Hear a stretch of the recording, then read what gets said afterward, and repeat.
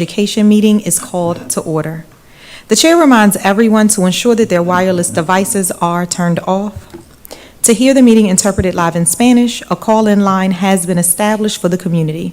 The number to call is 508-924-5155.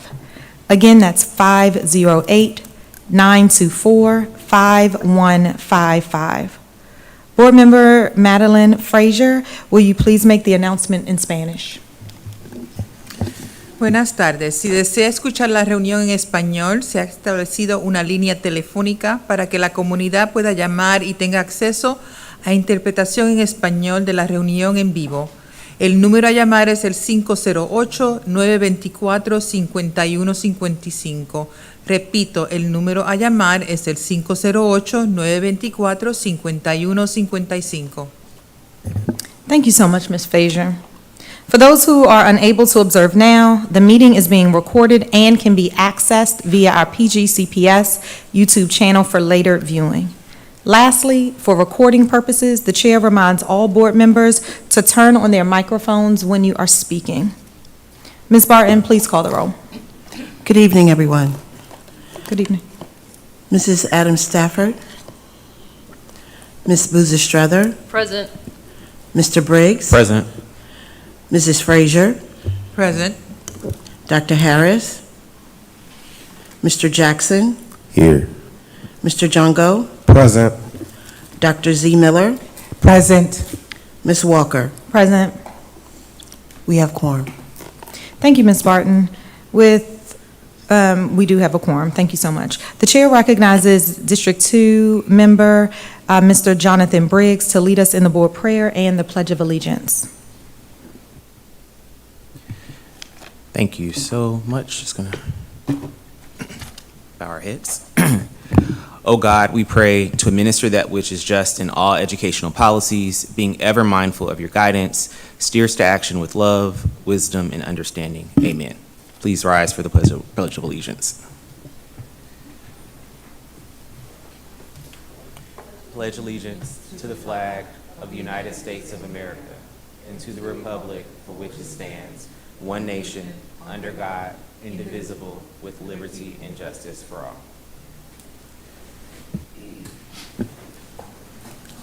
Thank you, colleagues. If there are no objections, the September 12th, 2024 agenda will be approved. Hearing none, Ms. Barton, please call the roll.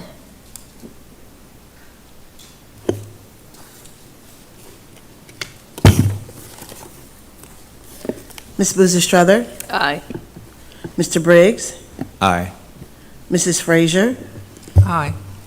Dr. Harris, Mr. Jackson, Aye. Mr. Jongo, Aye. Dr. Miller, Aye.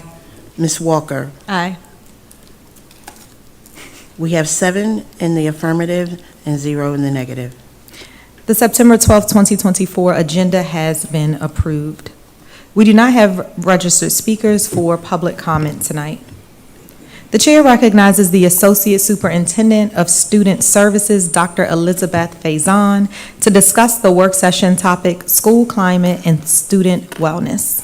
And thank you, Madam Chair, and good evening, board members. As a district, supporting student services and supporting our students is written into the fabric of who we are as a community and who we are as a district. The mission of student services and the department spells out a positive school climate, a focus on mental health and wellness, and access to instruction in an effort to address barriers to school successes.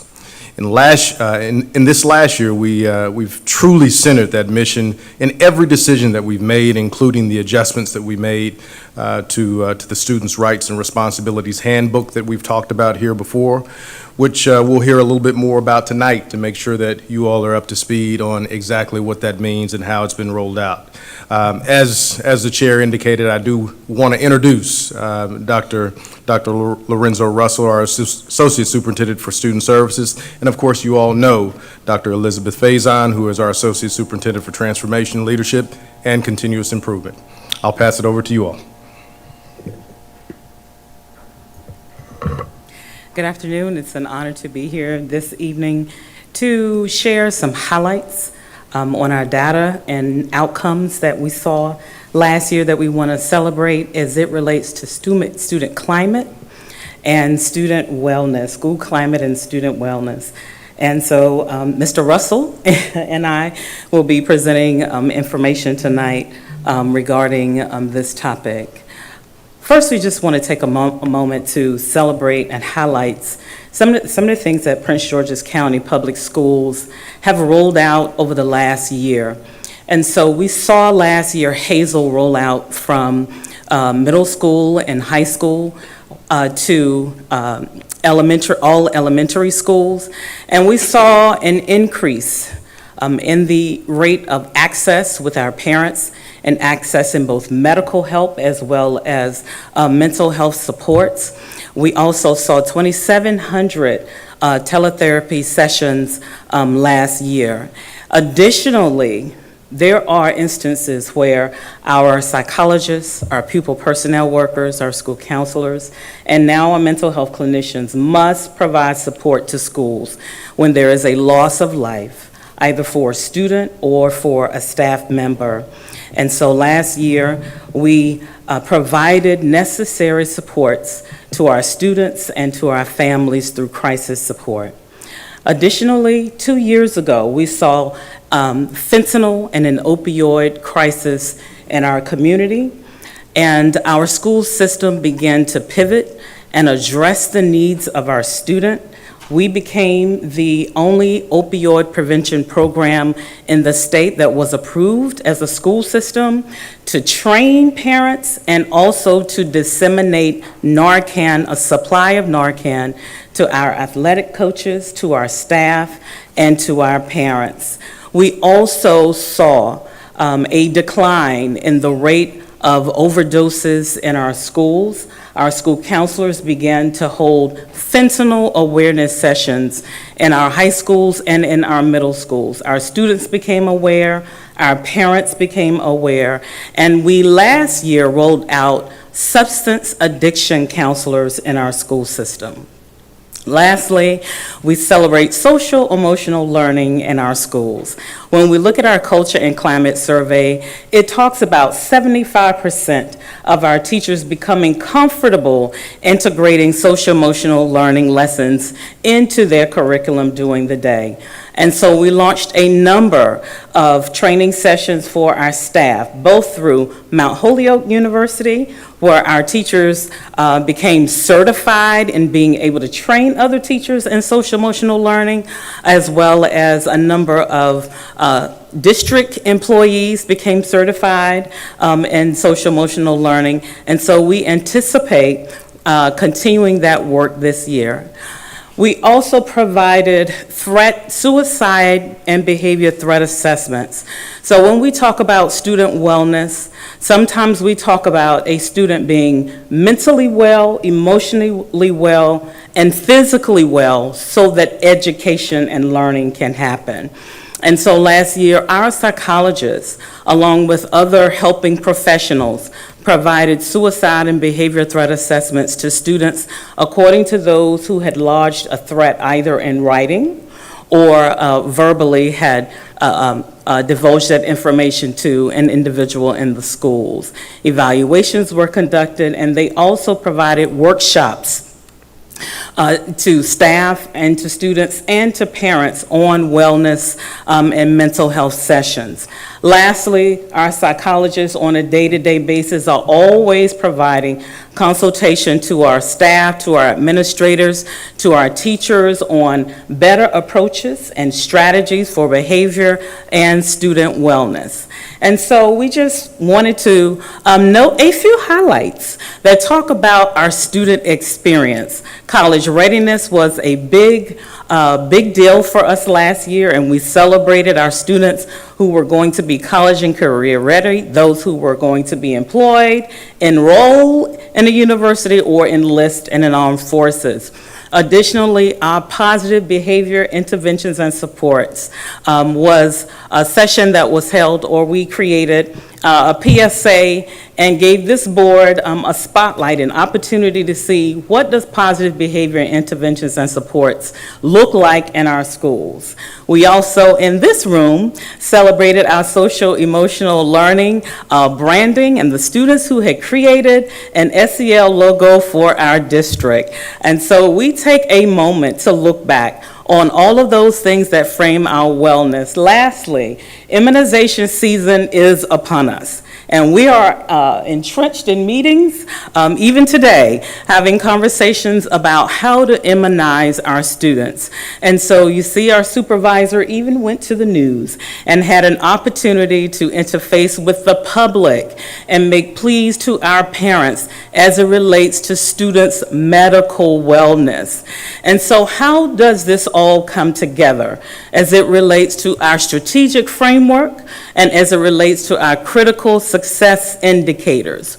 So this year, in our T26, or our promise of what we're going to do for the school system, we see 4 areas that are identified that are aligned with our strategic framework, from mental health and linkages to parents and students around the services that are provided. We continue to increase our restorative approaches training in our district, and I'll say a little more about that later. Our SEL training is something we will continue to roll out this year, as well as our Wellness Wednesday sessions. And so our superintendent spoke a moment about our Student Rights and Responsibilities Handbook.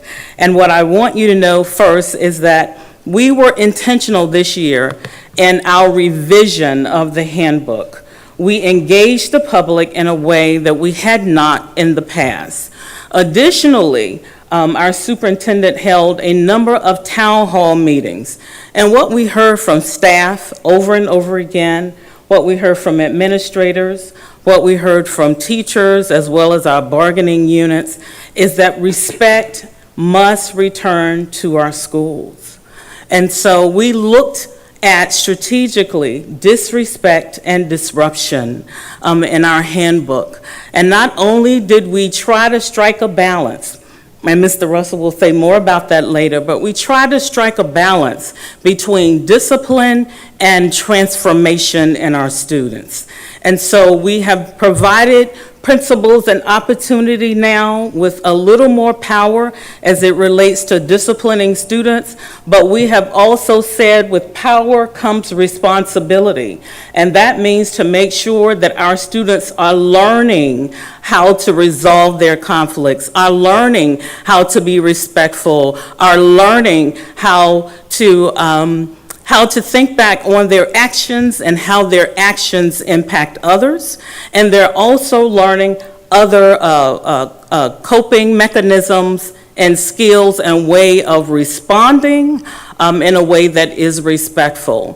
One thing that I do want to say before I leave this particular slide, our chief was extremely cautious about saying that when we discipline a student for disrespect or disruption, that we are looking at whether that student had undergone any or experienced any traumatic family situation, or if there was a traumatic event that may have caused the student to respond or to react in a way that could be perceived as disrespect or disruptive. And so our job then becomes to pivot and to provide support for those students when these types of instances are in our schools. And so what you see is a framework that is very different from just an in-school or out-of-school suspension for our students. At the first instance of disrespect or disruption, there should either be a letter of apology to the teacher from the student, or the student should engage in a restorative conversation with the teacher. We have long since wanted restorative approaches in our schools to be expanded and for our schools to really have a restorative lens. We know that there's lots of research that talks about the relationship between a student and a teacher. And if that student has one trusting individual in the building, they are more likely to, number one, come to school, and to, number two, stay in school and to be academically successful. And so the second instance of disrespect, our student at that point could receive an in-school suspension and participate in a social emotional learning lesson with documentation that they have completed that lesson, and again, doing something that is restorative to repair that harm that may have been caused between the student and that adult. The third instance is that the student at that point, the principal could determine to give the student a short-term out-of-school suspension. In addition to that, parents must bring their student to 2 evening counseling sessions. And in meeting with the team this week, those individuals who will be conducting those groups with students are trained in restorative approaches. And they will help students understand their actions and the impact of their actions, not only on the teacher, but also on students around them and the academic learning environment. They are also to write a letter of apology or participate in a restorative conversation with staff as well. And what I want to also say, is that by the time a student is disrespectful or disruptive the third time, we are really asking our school intervention teams to refer those students to talk about what might be going on with the student. And so we know that a student is not their behavior, but oftentimes that behavior is an indication that that student needs additional support, or that there may be something that the student is experiencing wherein support may be necessary. And lastly, I wanted to say that by the time a student is disrespectful or egregiously disruptive a fourth time, where principals may provide additional days outside of school, a student may lose their extracurricular activity and those types of things that they love to do, and the student may be considered for another educational setting. Again, we're asking that our student intervention teams really take a look at these students and provide some type of support that the student may need. Not only are we looking at the student for disciplinary purposes, but also giving the student an opportunity for transformation, for reflection, to be introspective, and to also learn additional skills and tools as it relates to their interpersonal interactions in a classroom. Additionally, when we look at the Culture and Climate Survey, we know that a lot of students have talked about being bullied. And whether it's a student, whether it's their parent, whether it's a staff member who have observed it, we know that sometimes school can be a daunting place for our students to try to navigate socially. And so our state has talked about new regulations this year and what we also must track as it relates to bullying. We also now must track the gender of the targeted student as well as the gender of the alleged offender. And so our office this year revised how we are engaging schools. Each year our schools had to create a school-wide bullying intervention plan. Each school had to do that. And so this year we've provided an opportunity for our staff to create those plans with additional guidance. Lastly, MSDE requires us to create a safety and support plan for our students. Once a student has been bullied, we also must provide a safety and support plan, not just for the student who is the target of the bullying, but also for the student who is the alleged offender as well. We've also provided a turnkey presentation for principals to use with their staff and also to use with their parents so that it is a resource that they don't have to make up and spend time developing on their own. And then we're also providing monthly technical assistance sessions. When we began these sessions, the sessions talked about what the law states, what the state requires, how to investigate, what is feasible for mediation and what is not feasible for mediation, as well as how to actually enter data into our student information system. So in addition to that, we're also lodging ways to support staff and to support students. And so there are a number of professional developments that will be occurring this year, guidance by way of correspondence and memorandums, and a new investigation form that is electronic for our principals that aligns with now the new regulations required by the state. And so even our students, our counselors are receiving training on bullying. Also, a point of contact is being identified for every school that we're able to train and that we're able to communicate with and provide frequent updates as it relates to bullying in our school system. Our student government also during the month of October is very active as it relates to bullying awareness. And we also provide sessions to our students during their general council and provide that information, General Assembly, and provide information to those students, those middle school and high school students who come to our student government general assemblies around bullying. We've also created the poster that you see.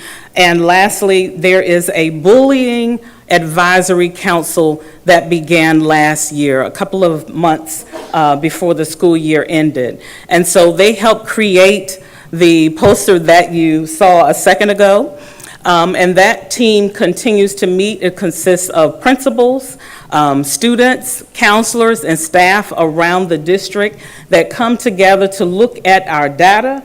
It looks at our policies. It looks at research-based evidence, what may be working in other school systems, and what might we try that's different from what we have done before to make our school system and our students' experiences safe. And so I've talked a little bit about our student intervention team. Our student intervention team is required by the state and by COMAR regulations. And it states that we must have a vehicle and a mechanism to provide interventions to students and to identify those students who are in need of additional support. And so we revised our administrative procedure this year as it relates to our student intervention team and our student supplemental team. And so along with that, in collaboration with the Office of Academics, we have created a portal for our teachers to be able to go on and find interventions that fit some of the situations that we see students engaged in, whether it's for behavior or whether it's for academic supports, that they're able to now go on and find additional supports. There, we've also provided a flow chart, and then we've also provided a one-pager for parents. What should they do if their students are not doing well academically, or if their students require additional support? And lastly, our instructional specialist in our office was the individual who oversaw our response to intervention tool. And so he now will be rolling out training across the district. We trained over 400 counselors during our back to school training, and he continues to be in schools every day, training school teams on what the process should look like, how long we should engage in an intervention before we come back together to review whether that intervention is working, or amend and suggest additional strategies for our students. And so this year, as it relates to student wellness, our state provided over $25 million to organizations in our community.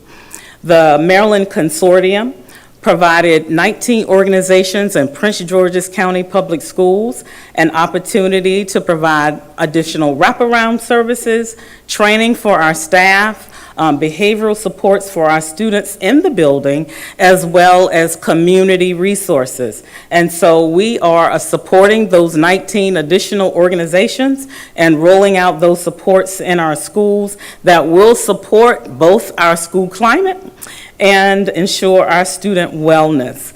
This year, we also see 50 career counselors that will be in our schools alongside of our school counselors and our Prince George's Community College coaches, and ensuring that our students know what they want to do and that they are equipped and ready to graduate and be college and/or career ready. I talked earlier about crisis support. Well, our New York Life has a grief-sensitive schools initiative, and that was brought to our department, and we will be receiving a grant, receiving free training through this organization and working with the chief of staff in rolling that out in our schools, as well as continuing Hazel, continuing to work with our clinician, and continuing to roll out additional trainings across the school system. And I think the last thing I just want to highlight with this particular slide is we do have additional electronic resources that will be hitting our schools this year. Our school system used Naviance in the past 5 or 6 years. It was our college readiness electronic platform. This year we have rolled out School Links. Our school counselors have been trained. It now has been interfaced or integrated with Synergy, and our students will be using School Links to apply to college, to plan their coursework, to keep up with their scholarships, their college admissions, letters and offers, and things like that, as well as take a career assessments.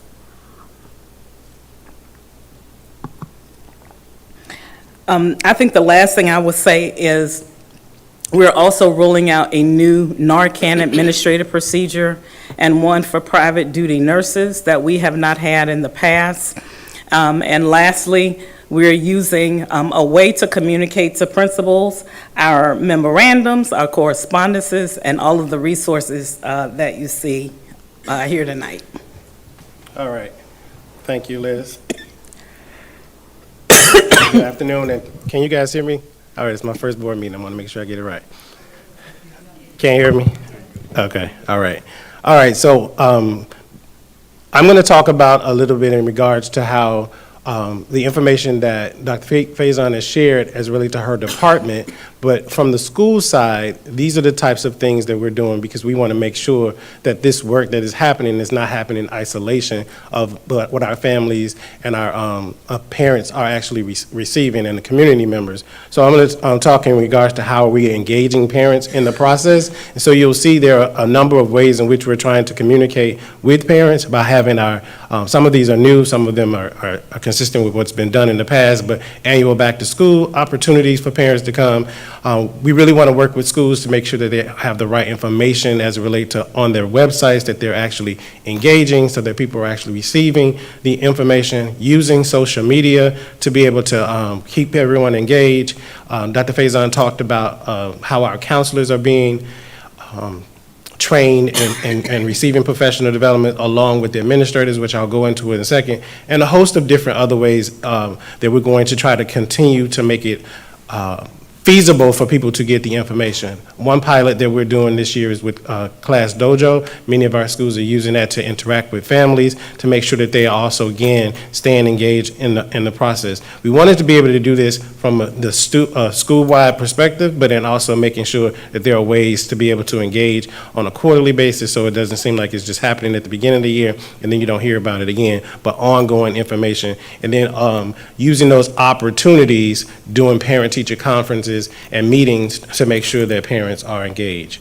So the next slide is really, we wanted to really hone in so that you understand from the school side, it is a balance. There's a balance that's needed because this is heart work as well as this hard work. And so It's hard work as it relates to school culture and climate, not just using the survey information, because we sometimes don't get the information that we really need from a survey, but we're trying to figure out how can we expand that, how can we extend it to the point where we actually are talking to the people who are filling out the survey and really getting the feedback. So focus groups, being able to work with our students as relate to the student ambassadors, as well as the student government, to really hear them. We want to be able to have their student voice in the process, and student agency as relate to culture and climate, how they feel about school. But when it comes to the hard work is building the capacity of our educators. And so we're looking at how we're doing professional development now. So now we are, from the principal perspective, we're trying to do more on the systemic school. Our meetings on a monthly basis, and our cadence would allow us to really be able to dig deep. Our focus area is connected to our strategic plan, and we're really honing in on student culture and climate. So giving principals an opportunity to come together, share best practices, look at data, what is happening, what's not happening, learn from each other. So we're going to be doing some work extensively with our principals, with hopes that that will then go down to the school level, and then it then trickles down to the student level. I wanted to also say that there are some opportunities that we're going to go deeper with students. We're looking at 2 partnerships now, one with Outward Bound, being able to work with our middle school students, letting them be exposed to social and emotional curriculum, ongoing opportunities for them to work together, do some team building. So that's just the beginning of what we plan to expand. We're also trying to get a partnership with City Year, and they are also going to help us to be able to do some of this work as well. Oh, I guess I'm supposed to be doing that. All right, next slide, last slide for me. So the balance is necessary. We really want to make sure that our educators understand that it's going to be required to be able to do both. You have to do the hard work and the hard work, because we do need to really make sure that our schools are safe, kids enjoy coming to school, and that they feel safe, and that the learning is actually taking place.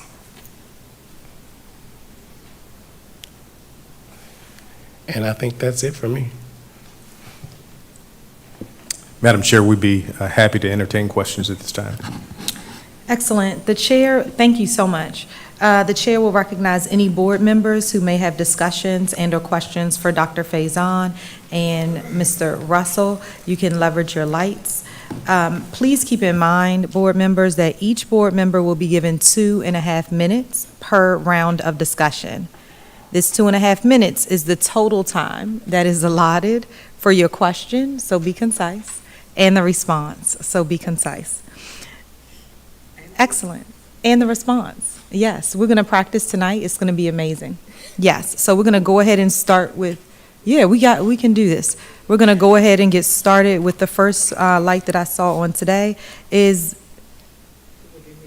it would. Do you want me to come to you second? Oh, good. Okay. Dr. Zipporah Miller, thank you so much. I know I have 2.5 minutes, but I would be remiss if I didn't start by thanking you for the hard work that is done, that has been put forward at this time. Because when we consider students' readiness to learn, this student services is an critical component in their readiness to learn. So sharing all of the aspects of what you've done from a central office and also from the school's side is really advantageous. And now to my question, because I'm in time. I have several, but hopefully my colleagues will ask my other questions. Okay, so Mr. Russell, you talked about hard work. I love that saying. I use it all the time, hard work and hard work.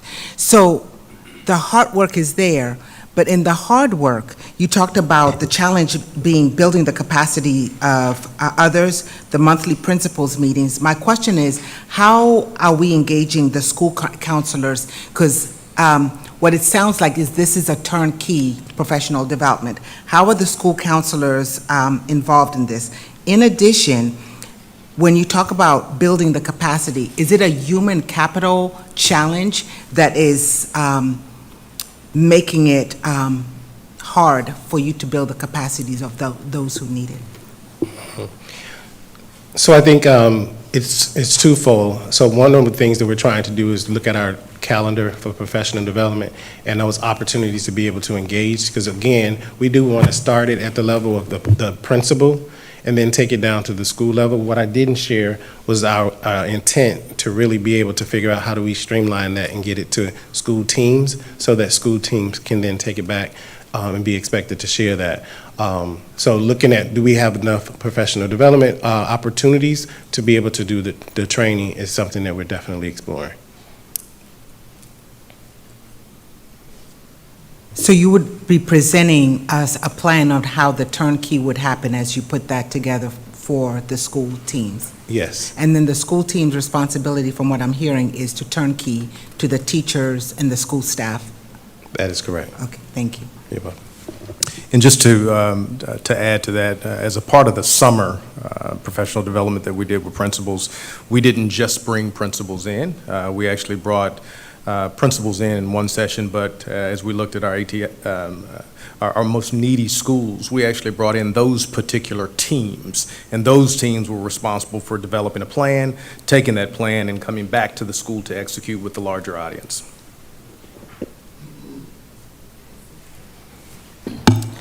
2.5 minutes, excellent. Thank you so much. Next, we'll move over to Board Member Buzestrother. All right, thank you so much, Chair, and thank you, Dr.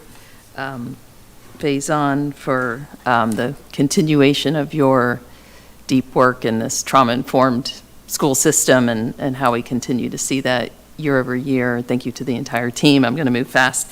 A couple things. One barrier that we've experienced and our Northwestern High School students brought to us is the Narcan, being able to carry Narcan in Prince George's County and being able to utilize it in our schools like our surrounding school districts. But we keep running into a barrier. We don't really understand why only Prince George's County prevents a student under 18 from being able to be part of that harm reduction. And so I'm hoping we could just put on the list that we finally get to the bottom of this and start to move on it, because Montgomery County and Arlington and other schools, that is not a barrier. So I'd like to keep working on that. And students have asked for Health 2 curriculum to include Narcan training. And so if we could just keep those on our list. I want to thank you for the addiction counseling services at Northwestern and High Point. I know that the social worker who is on site already needs support, and I think more support is coming, so thank you for that. The other thing is something that when I joined this board, and about 5 years ago in 2019, there's a lot of focus on the adverse childhood experiences and the ACEs score, and utilizing that not only for the adults to understand their own ACEs score first in school systems, but for student to be utilized by parents and students. And one thing I'd like on our list is how we can, I know there's barriers of privacy that I think have slowed down the vision of utilizing the ACEs score for information. Just as you said, you have to bring the family in, you have to ask all these questions. If there is an opt-in to filling out that form at the beginning of a student's school career and over time, that is like a big step in knowledge quickly. And so I think there's some legal issues there for us to keep working on. I'd like us to continue to focus on neurodiversity and understanding students who appear disruptive, ADHD, inattentive, as well as impulsive, greatly misunderstood and underdiagnosed. And I'll list more on my second round. Thank you so much for those considerations. Back to the team. Next, we'll move to Board Member Jonga. Hi. Oh, okay. Hi. First, thank you for the presentation. Very informative. I just had a couple of questions. First, starting with the Students' Rights and Responsibilities Handbook. I think it was on the third round incident where it was about where they was stated about attending 2 evening counseling center sessions with parents and I guess with the student also. I just want to make sure that, in case like our students, because the students that are in specialty programs and et cetera, where they don't live as close to the school or to the school that they're attending, are there other options in place so that they're still able to, meet that requirement, maybe virtually or, most likely virtually to, so that they're able to still, carry out the, rights and responsibility disciplinary option, but, not get penalized for it. And then a part of the fourth incident of disrespect or disruption spoke on the experience loss of extracurricular activities or sports. So I was wondering also to the students that are transferred to schools through a special transfer maybe for their sport or for a specialty program back again, is there of course we wouldn't want disrespectful athletes, regardless, or disrespectful scholars in, our schools, but also is there like a conversation with those administration and advisors of those students or coaches so that they're also in that conversation so that, if there is something that has to be worked out or a student has to go back to their home school, is it, properly being in place? I just want to make sure that that's like written somewhere in there so that, students know everything that they can do, because at the end of the day, this is their rights and responsibilities. Thank you for those questions. I do want to answer the first question around where the evening counseling sessions happen. So right now, there are 3 locations in the county where the evening counseling sessions would occur. Parkdale High School is one in the afternoon. Largo High School is also one location, and then Oxon Hill Staff Development Center in my building is where I see, would see other students come to receive those evening counseling sessions. We thought about it being virtually, but logistically, it has been beneficial in the past. We've used the evening counseling centers for drug-involved students to come and receive support, and we've seen the benefit of parents coming, sometimes being interfaced with the parents. So right now it is in person, and there are 3 different locations that a student could attend around the county. And I love what you said about, us not wanting any disrespectful student, right? So we're hoping that no student reaches a 4th instance. Absolutely. A 4th instance.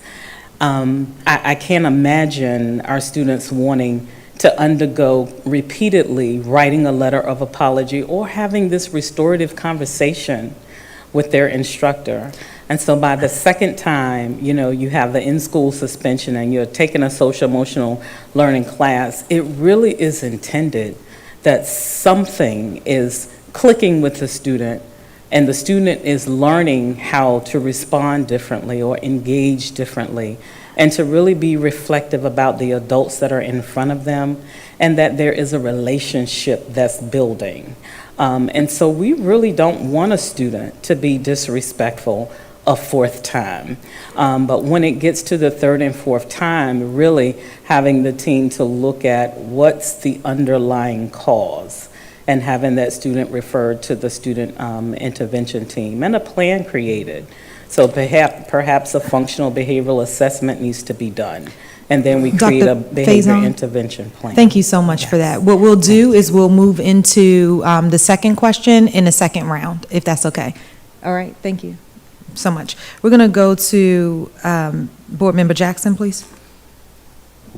And don't forget, colleagues, that we want to leave time for everyone to be able to answer. I know it's our first night. Thank you. Great. Thank you for the work that you're doing. I echo the sentiment of my colleagues. But I'll just start with belongingness in general. And I think that sometimes we undervalue the impact of belongingness. I remember, I want to say last year, when our surveys came back and belongingness wasn't scored as high. And I think that when a student feels a part of a community, then it's that belongingness factor, outside of it being, one of the hierarchy of needs, but I feel like it's a deterrent for a lot of the inappropriate activity that happens. A lot of times I receive calls about how great our administrators and our faculty are in these buildings, but I do also receive calls about the rapport that teachers or principals or faculty in general have with the students. My question is how much of an emphasis or what are we doing about customer service in general? I think that we should put that as a priority, if it's not already, and how do we standardize customer service? Not like leave it up to like, whatever your expectations are coming from the outside, but is there a standard onboarding process that each teacher, each principal go through? Like, do we set the expectation of the customer service, like not give it to, and I know I only got a couple of seconds, but standardizing customer service is something that I really think that we should take a look at if we're not. Thank you. I'll just speak to the fact that I know a year or two ago, our school system developed a customer service handbook and a code of behavior for employees. And it talked about how we should be engaging our public, whether on the phone or whether in person, what we should be doing with students, staff, our parents, and our community stakeholders. And I appreciated you talking about, Maslow's hierarchy of needs. I do believe that when students, have that sense of belonging and their needs are met, whether it's through, the extracurricular activities or whether it's friendship or whether it's a relationship with the teacher, when they feel like they are seen and that they belong, they feel more safe. Thank you. Thank you. Great question. We're going to move now to Board Member Frazier and then Board Member Briggs. Thank you so much for the presentation. I feel like every page could be a day's work of information. Being a social worker, I live and breathe this, so thank you for what you're doing. I have many questions, but I'm going to focus on the broad ones. I was thinking about all these amazing interventions that are nationally acclaimed and proven to be effective, but I didn't hear how do we then embed culturally responsive practices into all these interventions. So can you speak a little bit about how we are partnering with the Office of Diversity, Equity, and Belonging to create synergies there? And then the other piece goes along with what Board Member Jackson was talking about. I'm wondering, there's a lot of research that shows that having smaller communities within the schools helps for students to feel like they are belonging. What kind of practices or strategies are we using to create those smaller communities, affinity groups, to create a sense of being a smaller community within the big building? Because our schools are really big. So I wonder what strategically are we doing to change that? So I'll speak first to the culturally responsive practices. And so we have a number of student groups within our school community, those from socioeconomic, even to our LGBTQIA plus student communities, those from various ethnicities and nationalities. And so our counselors, number one, are taught and trained on how to have a worldview as well as acknowledging the culture of the individuals that we're working with. And so we continue to require additional training and how to embed culturally responsive practices into what we do, acknowledging the language barriers and making sure that we're able to communicate, that every single student feels like they have an advocate and that they are seen, and having an opportunity, I think, to understand our students and having our students have a voice. Sometimes we learn through the voice of our students. And so when it comes to smaller communities, I don't know if you wanted to talk about smaller communities. I'll finish it for, we look at the work that we're doing with regards to community schools and figuring out ways in which we can get them to be more involved and helping us create those practices is definitely an area for us. Thank you so much. I'm Next- sorry, can I? Oh, yeah. Community schools are not in every school, though, right? Is that correct? Yeah. Okay, No. Thank you. You're correct.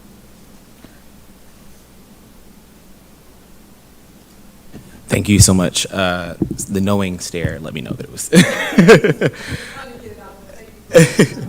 I want to say thank you, Dr. Faison and Mr. Russell, for the presentation. I thought it was great. I did just have some questions because I was thinking about this more from being a teacher and thinking about what this looks like in the classroom. But before I get there, I just want to ask, in what ways does this connect to any of the family engagement initiatives? Because I know that a lot of what happens with our students is really a reflection of what's happening at home, for better or worse. And, you know, I know you mentioned that you didn't want, you know, any of the students to progress to the fourth level, but I also know that sometimes it's a hard pivot for students that are coming from homes that are resource poor or that don't have the structure that maybe others do. And so that shift, I think, to Board Member Lasia Frazier's piece around culturally competent, culturally responsive practices, just curious really quickly how any of this is embedded into some of the family engagement pieces at the beginning of the year, throughout the year. I would say we work very closely with Dr. Sheila Jackson and some of the family engagement sessions that she rolls out. We provide training. During some of those sessions, we work to provide additional information to our parent engagement assistants. I've trained and presented to them some of the resources for them to take back to the families and the parents that they're serving. I think it is a very fair statement that sometimes what we see with our student is a result of what they may be experiencing outside of school and at home. And so sometimes it requires us to become partners with the parents and build capacity with parents as well. Yeah, and I feel like, and as you were saying that, and it's only interrupting because it's like 30 seconds, but I was also thinking about, like, you all have such a hard job because partly you're addressing a large system, right, where you may go to different parts of the county and they have different challenges, you know, so it's not like a one-size-fits-all approach for everyone. And just curious if this is tailored in any way. If I'm going into schools and I'm observing behavior and discipline implementation, am I seeing this in every teacher's classroom? Is everyone doing this? Is there differentiation that exists in how you've trained them over the summer to approach some of these things? I think when we talk about behavior, it is apropos to the student. And so there is not a one-size-fits-all.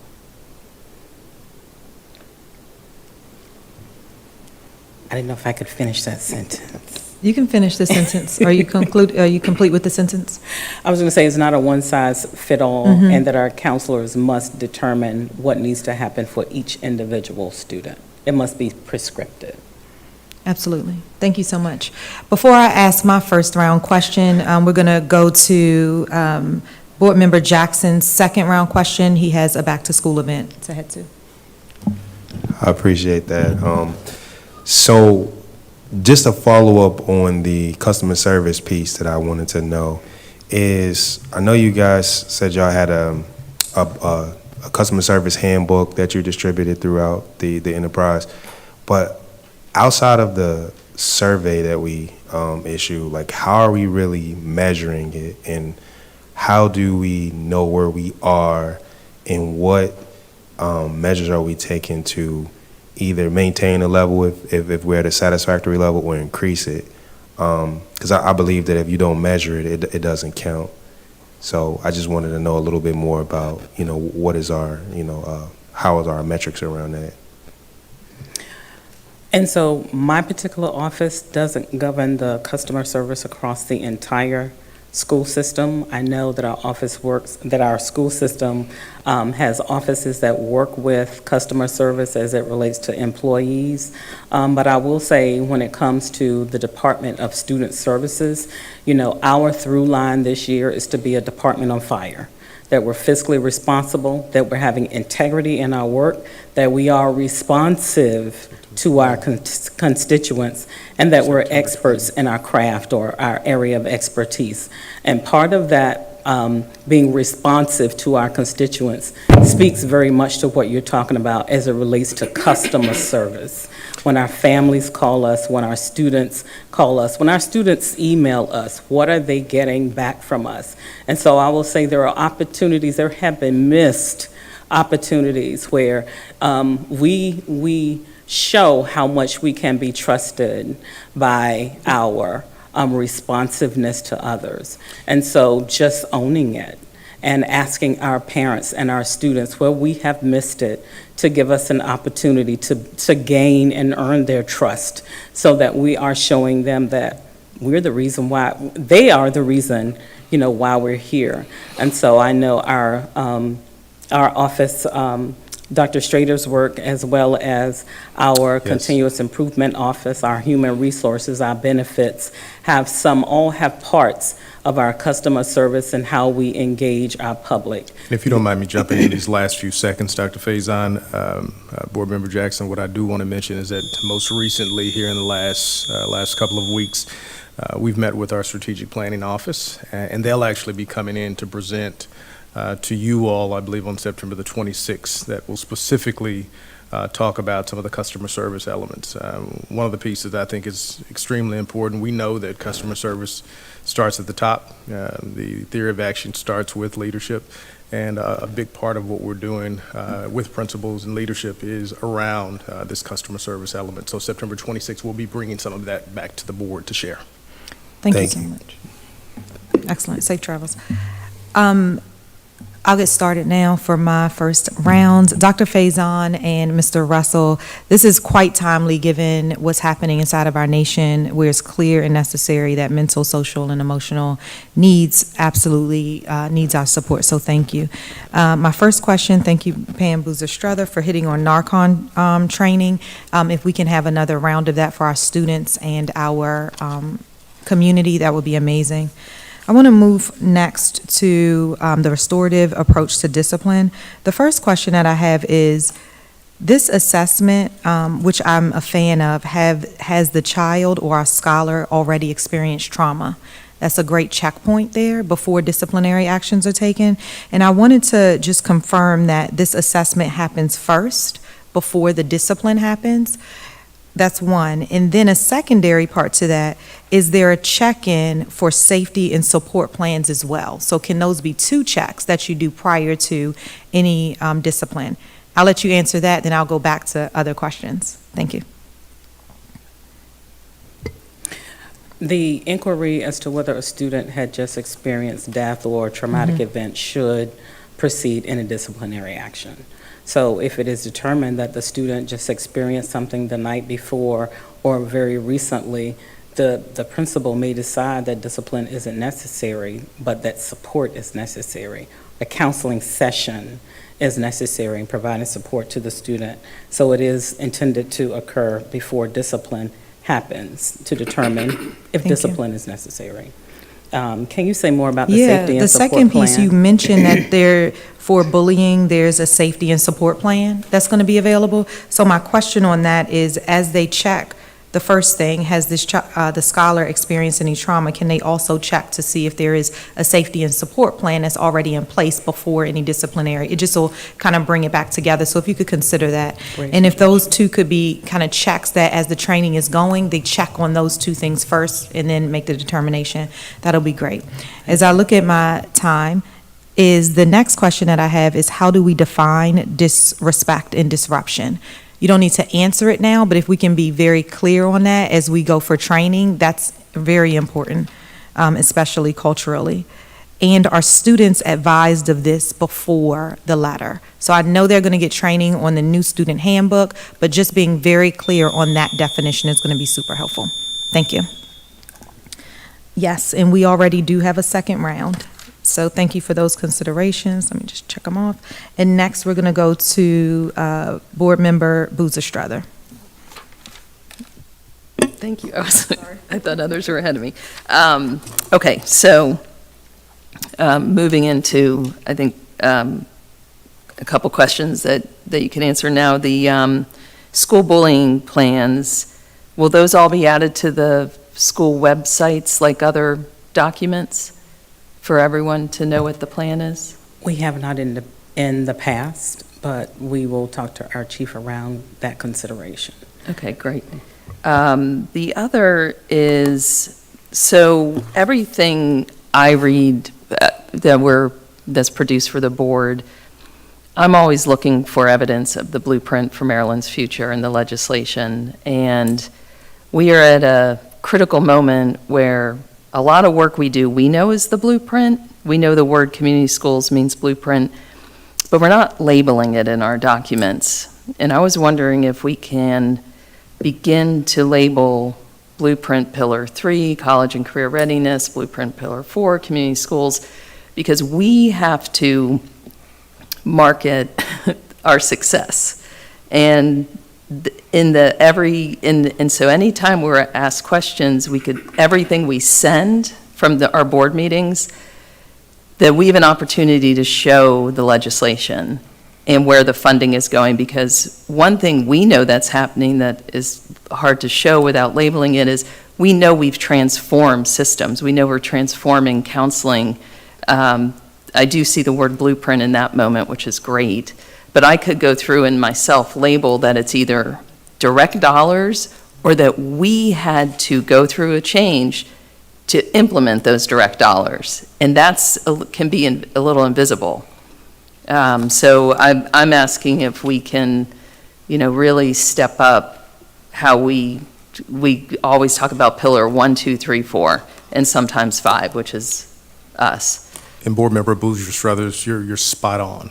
A part of the work that we're doing with our strategic planning department is doing just that, taking the outcome goals and ensuring that each one of them is aligned specifically to the blueprint pillars. I actually have some examples of the work that we've been focused on, and we'll come back and provide some of that as an example on the 26th as well. But you're All spot right, on. excellent. Spot on. Yeah, thank you. That's great. And then, out of time. You can send it in, somebody else is I'll going to send ask it. it. Thank you so much. Next, we're moving to Dr. Miller. Thank you. And following that will be Board Member Drongo. Thank you. Mine also is with the Rights and Responsibilities Handbook, and thank you for engaging the school and community and public, because in District 5, from parents, PTSA, from teachers, from administrators, it was a reigning concern across the board in terms of we really need to look at this question you don't have to answer right away, but I would love to see the data on the town hall participation, and then also to get a sense of, well, all the labor unions involved in this discussion, be it the administrators, the teachers, the bus drivers, the custodial staff, those labor unions, because they all interact with students, and did they have an opportunity to weigh in the revision? So that one can come back. The one that I'm really looking to has to do with, some of my colleagues actually started the conversation around it, fidelity of implementation, right? When you give the administrator the autonomy, which you should, the autonomy in how to interpret the document, speak to what type of professional learning will be given to the principals to ensure that they clearly understand the guidelines as they have that autonomy. And then also, how does it funnel down so that that learning also is taking place so the teachers clearly understand what the guidelines are as well, so that they can understand when a student is facing, disrupting the classroom, why and how this had taken place. Last but certainly not least, most importantly, students and parents. It's a new document. And the one thing that I was hearing from parents was, it seems like one child is treated one way and another is treated the other way. When you give this autonomy, we need to be really clear in the interpretation and how it is. So can you speak to that, please? Thank you for that question. We have a principals training coming up, and I will be presenting to the principals. Mr. Russell is coordinating the principal trainings this year, and so this will be upcoming in a week or so. One of the topics that our department will be training principals on. I love your suggestion around how do we drill down beyond the principal, then to the teacher to understand, and then to the students and parents. So what my takeaway is from this discussion is that more is needed to inform our students and our parents around this change. Thank you so much. Can I add It's just around the level setting, just to think about, an answer is needed, but as you look at the first year of implementation and maybe the first few years, what qualitative data will you be looking at to ensure that we're level setting in terms of we're actually seeing consistency in implementation? And we'll ensure that that gets into our tracker so that you'll be able to answer that. Thank you so much, Mr. Fitzpatrick. Next, we're going to move to Board Member Jongo. Thank you so much, Dr. Miller. Thank you, thank you, Is Madam that Chair. you? Yeah. Okay, no worries. I just wanted to kind of just give like a suggestion in a way. I just really wanted to say with like SchoolLinks, I'm a senior, so SchoolLinks has been something that I just started, getting used to. If there could be, I would say at least like a video or like, I know our counselors are trained on it, but I would say our students, our counselors and our students kind of got this, drop on the new program. But if there could be some type of instructional video on how to use SchoolLinks a little bit better, because then I'm still struggling to even put in letter recommendation requests. It's just like, I know it's new, and I love that we're implementing all these new things with Synergy and now SchoolLinks, and I just want to make sure that as much as even though we're putting in all these new things, that we're still making sure our students are aware of them. So of course those promotions, if you ever need me to just come down and do a video on it, I'll do it. I've happily done it now, and I still will continue to do them because I've gotten a lot of questions about SchoolLinks. Everybody loved Naviance, and we're sad to let it go. But of course, if that can be something that the promotion for it be broadcasted a little bit more, I would just appreciate that. That's it. Thank you so much. We may be contacting you for that promotional video. Absolutely. Thank you so much. Next, Board Member Frazier, followed by Board Member Briggs.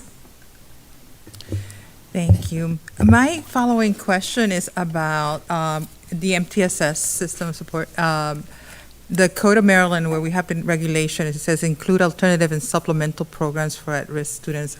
I'm wondering, do we currently have Tier 3 smaller learning environments that are specifically catered for those students?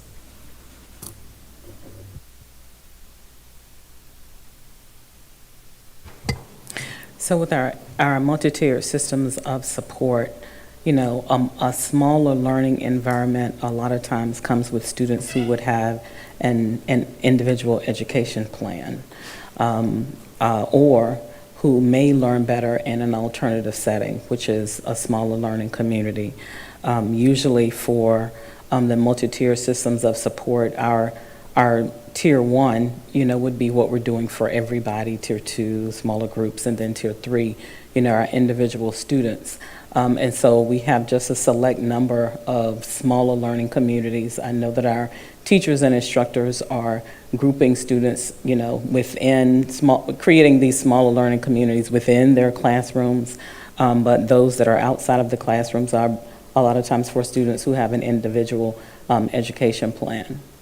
Have we considered, I know that neighboring jurisdictions have specific schools or programs that are strictly a nurturing environment where our students can learn. Perhaps these are students that are repeat offenders, like the number 4 that you talked about.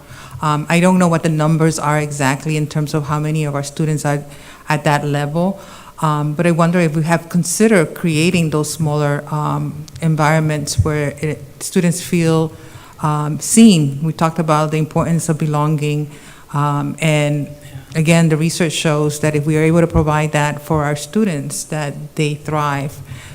So I'm not sure if we could consider looking at developing some pilots that showcase that type of learning environment and see how our students thrive or not, right? But the research shows that they do thrive, and they actually complete high school, and the number of incidents decrease when they have that kind of environment.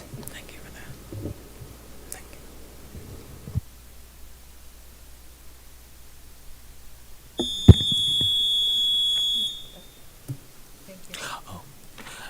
Am I good? Okay, all right, thank you. So I had another question that I wanted to just kind of pose about, I think it's really a culmination of a few different topics that were brought up, right? From this being a new policy, you know, ramp up to you all kind of building all the systems that need to exist in order for this to be successful. And also, I think some of our most vulnerable students. So I want to first go to just disproportionality. I know that, you know, I don't want to go back to like blast to the past, to like 10 years ago when we were talking about disproportionately Black boys, students with special needs, students, you know, that are coming from protected classes are most times they're disproportionately given behavioral referrals. And so I'm just curious to know if we're tracking that data. Is that going to be something, I think, even from, you know, community to community, school to school? What does that look like? Just going back to wrapping up the point of why I'm saying this is because going back to students who are coming from certain homes, I think it really is important for us to know what types of interventions are effective. And if we're tracking that data and if we know who those students are and we know those profiles, then I think that also supports in the training and professional development that we offer to teachers and educators. So I think this is probably a question that you don't have to answer right now, but we'd be curious to know more.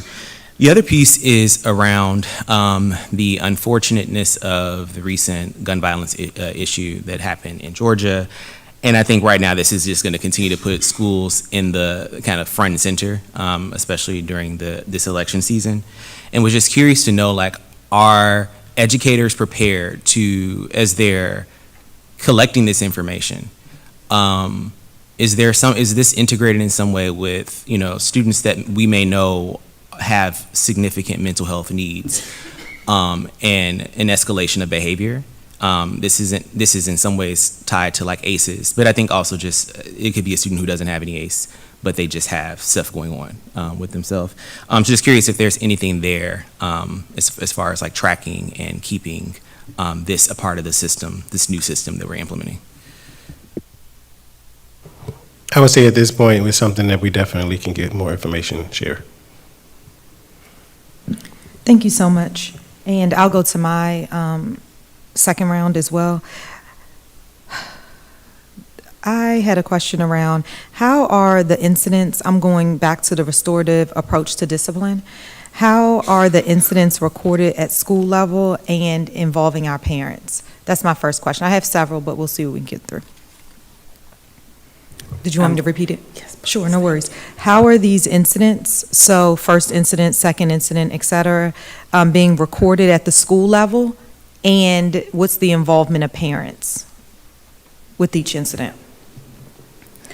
So the incident should be recorded in Synergy. So that's our student information system. So all disciplinary action should be recorded in Synergy. And when you talk about involving parents, so when it gets to the point where an individual has to be considered for an in-school suspension, the parent should be contacted anytime a classroom removal is occurring. And certainly for out-of-school suspension, parents are contacted then, and then there is a reentry conference with parents when students come back from an out-of-school suspension. In addition to that, speaking of students, clinicians and counselors will hold a session with every student that comes back from an out-of-school suspension to review what occurred and to also just talk about their academics. You know, where might you be on track or off track of what's really occurring to help reduce that student being suspended out of school again.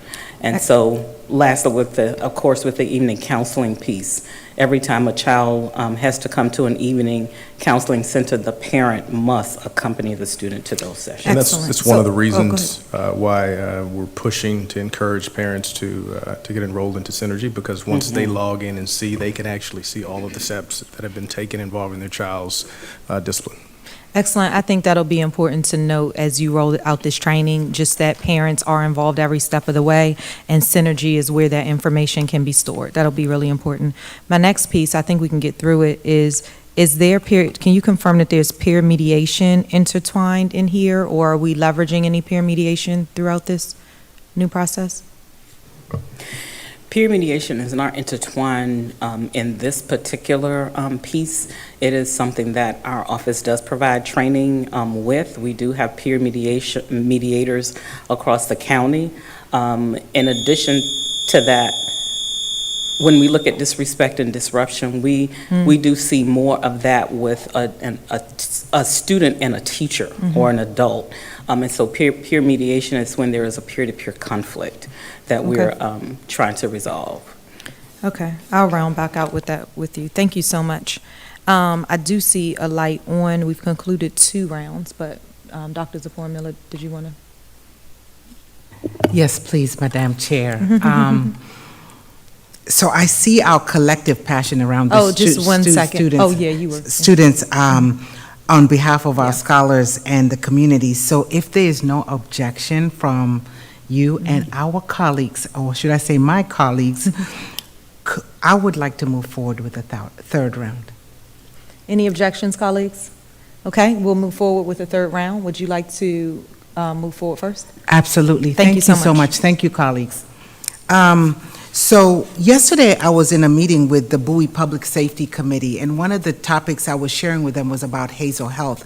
And I wanted to bring forward this question because one of the participants really loved the resource, but her question was around the time frame, because I was explaining to her how the process, right, and the need for a parent to sign the consent form. So her question was, from the time that a parent signs the consent form or the waiver, how long does the student have to wait in order to receive services from the clinician, be it whether it's health or mental health services? Thank you for that question. When it is mental health services, last year, because we rolled it, mental health out, after we rolled out the medical part, mental health was something that was greatly sought, and so there was a lag in the time between a parent would complete the consent and the student actually having an intake session and therefore a plan and counseling sessions after that. Since then, Hazel Health has hired additional counselors, and the average time now is 3 to 4 days after the parent completes the consent form and hits begin service or service requested, because that is also required to initiate service beyond just simply completing the consent. It is 3 to 4 days before they receive an outreach from Hazel Health.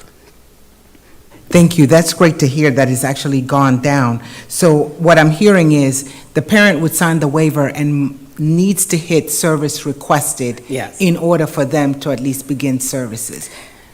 So Yeah. even if they don't need services and immediately, would you recommend that they hit service requested, that way they can at least have an intake session? I would, yes. Thank you.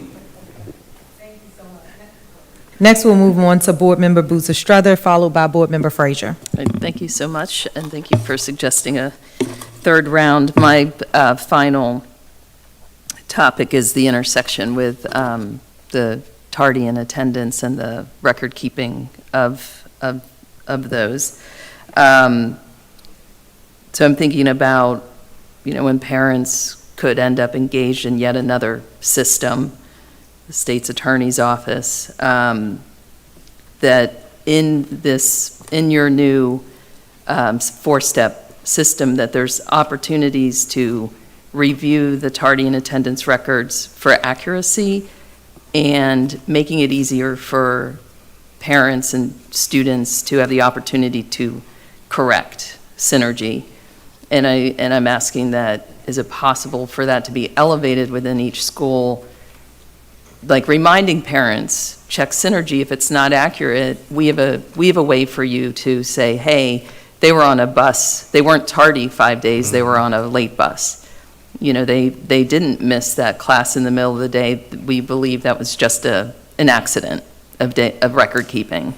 We know that because we checked with the teacher, so that we can diminish other systems being engaged while PGCPS is working with families around the the underlying conditions. Thanks. And Board Member Bucci-Estrada, one of the things before Dr. Faison jumps in that I wanted to share there. One of the things that we looked at during the first couple of weeks of the school year was those students that were late. We got feedback in reference to those students being late, making sure that all schools got messaging that those students were not penalized for being late. Going back to your further question in reference to state's attorney, we actually will be pulling, and I had this conversation with the board chair, pulling the board in small groups to share specifically what that plan is going to look like and get continued feedback from you all in the next week and a half. Thank you. Absolutely. Okay, for my last question, it has to do with the expanded initiatives to support our students. It talks about the MD Consortium, the 19 organizations. I'm very interested in finding out how are they going to come into our schools, and who from PGCPS is going to be monitoring effectiveness and outcomes? Really great question. The 19 organizations, we have categorized those into 5 different compartments. And so there are 2 organizations like Hazel, because we expanded on Hazel. Hazel was also an organization who received a grant from the Maryland Consortium. So Hazel and iMind are like 2 organizations that will serve all schools. And Hazel, of course, based on the need, parents are engaging that resource. iMind also is one of those crisis response teams that will come to school and help principals and counselors when a student needs de-escalation or a student is in crisis. And so then we have some organizations that are just providing wraparound services that we've categorized in that way, and then others that will be providing in-school behavioral health therapists in our schools. And so it has been coordinated by our mental health office, our mental health coordinator so far, our community schools team. We have a Tuesday team that began meeting 4 years ago when we rolled out mental health supports. Our school counseling office, our community schools office, our mental health coordinators, and we meet every Tuesday to talk about the rollout of the program. What do we need to adjust, what's working, what's not working. And so that team is the team who has been working to coordinate ID badges, fingerprints, email addresses, MOUs being signed, so that these organizations, those who are pushing into the schools, can begin providing those services, even completing their safe school videos. And so our office really has taken on that charge and coordinating that work. Every school? So there are organizations that will be impacting every school, again, like Hazel and iMind. And then others are school-specific. Thank you so much. We're going to move to Board Member Briggs. Thank you so much. And I just wanted to say, make a clarification, because I think that you mentioned that the Maryland State Department of Education requires now gender separation in the data. So that got to one of the parts I was asking. But there's the other parts too around the other groups, which would love to know more about that still. I also just wanted to say, and I think this is maybe more for you, Mr. Russell, this is around the community piece, but I think of parents as partners in this work. And really needing to, I think in some ways we can integrate some of the resources that we provide to the teachers, to the educators, to the parents in some of those nights. I know that there's like a number of different initiatives to kind of engage them. Was just curious, when you're thinking about the community engagement piece of this, is this to bring in parents as partners, or what does that look like? Yes, it is. It's definitely that. What you'll see with the community schools, we have a new cohort of community schools. Dr. Horton is spending more time with her team to be able to make sure that she's actually getting them trained so that we can get parents to get involved and being able to do it in multiple ways, sometime during the school day, sometime after the school. So that's definitely the plan. Thank you so much. And then I will close out with my final questions. The first question is, when you talked about the Bullying Advisory Council, I just wanted to double-check if, you mentioned principals, students, counselors, and staff, and if we can have any consideration of maybe one student member to that. That's just a consideration. The next piece, especially because it's around bullying, the next piece, what'd you say? This piece is about communicating with parents, and this is Mr. Russell. Thank you so much for this. I just wanted to double check that this is something that is being organized throughout the year right now, organizing, you're in the process, or is it already implemented? It is being organized now. Okay, excellent. And just the consideration to include our student board member in that, and if you have any, just to get out information for that, and then if you have any other communication avenues, because we're on socials as well, to leverage us to get that out, as well as PCAC. Those are other options for you. And then, that concludes what I have for you guys today. Now, what I do see is another light, however, okay, I just wanted to, no problem. I wanted to just remind board members before we acknowledge Board Member Miller, is that we also have this amazing opportunity to send any additional follow-ups to Mr. Fitzpatrick so that he can add it to our tracker for them to respond. Board Member. It's not a fourth round. No problem. Just a point of information, because I was hoping you would ask my question. Oh. But the point of information has to do around bullying, because when I saw the MSDE Yeah. requirement, so if there are any policy implications that we need to consider, if you can just make sure Board Member Briggs and myself are aware of, so that we can address them during policy and governance. Excellent add-on. And you, guess what, I had time left, so that worked out. Yes, absolutely. We do what we can. All right, so first, let me just say thank you so much. Thank you very much. We appreciate the fact that you all have spent so much time on school climate and student wellness. You've heard us, you've heard our parents, you've heard the teachers, you've heard students, and you've come up with this, especially now, as Mr. Briggs has already outlined, and we've seen all across the news, not only in Georgia, but also in Maryland and across everywhere. We just really need support, so can't thank you guys enough for that.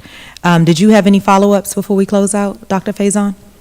Two quick things. Narcan was referenced earlier, and just in talking with our school health supervisor, any student over the age of 16 that is trained to carry Narcan can carry Narcan, as well as our staff members and our coaches who are trained.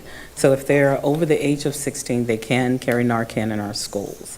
And then the other thing I wanted to just reference, Board Member Briggs, is around the threat assessment. We talked about the gun violence and what we may be seeing in schools, and if we're able to see for those students who may have had a behavior threat assessment, those students have come to light and they're on our radar. And for those students who have lodged a threat, we work with our Safety and Security Office, and oftentimes Homeland Security is called to ensure that those students who have lodged a threat, that threat is disarmed, and we provide continuous support to those students. Thank you so much. And Mr. Russell, did you have anything to close out? No, just thank you guys for the opportunity. Thank you. You're all set, Mr. House? No, Madam Chair, I think we're good. Excellent. So there being no further business, the time is now 6:33, and if there are no objections, the September 12th, 2024 agenda, the work session is going to be adjourned that we've just had tonight. Safe travels to anyone who's going to back-to-school events tonight. Thanks so much. Bye-bye. If you can stop the recording.